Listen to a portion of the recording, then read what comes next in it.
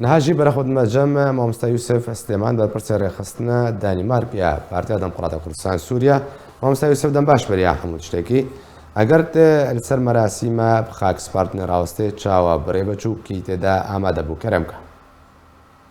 تنگ باش کاک جنار سپاس ji bo vê derfetê bi rastî hevalê me rehmetî Mustafa Helûş bavê Ronî roja 22 heyva deha roja şemiyê wefat bî û emir da hazira roja şemiyê bî û roja pênşembê 27 heyva deha me veşart li bajarê Ogos دوامین باجار مزن الدانمارک ev jî biryara malbata wî bî zar û yû pîreka wî bêderîne pismanên wî ayla wa gelek bêderiye ewa biryar stand got em ê vir veşêrin.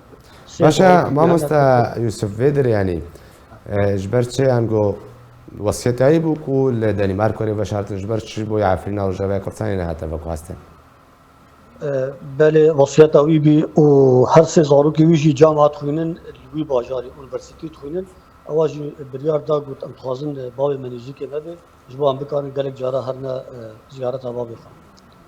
û me jî biryara wa cihanî û me bi rêz û hurmet girt û me tenfîz kir. Heger bigotan em ê bibîne Efrînê jî em wekû Partî Demokratîk Kurdistanê Sûriya em amade bîn em xizmetê bikin û em rajin erkê xwe. Başa mamosta yanî aliyên ku bejdar di merasîma xakspartinê dekî bûn. Hemî partiyên siyasî Kurdî Sûrî û hemî partiyên Kurdistanî hazir bîn merasîma de û bejdar bîn û erkê xwe rabîn û em teva spas dikin. Başa gelek spas ji bo mamosta Yusuf Sliman berpirsê rêxistina şaxiya Partiya Demokrata Kurdistanê Sûriya li welatê Danîmark û te mirabî gelek spas.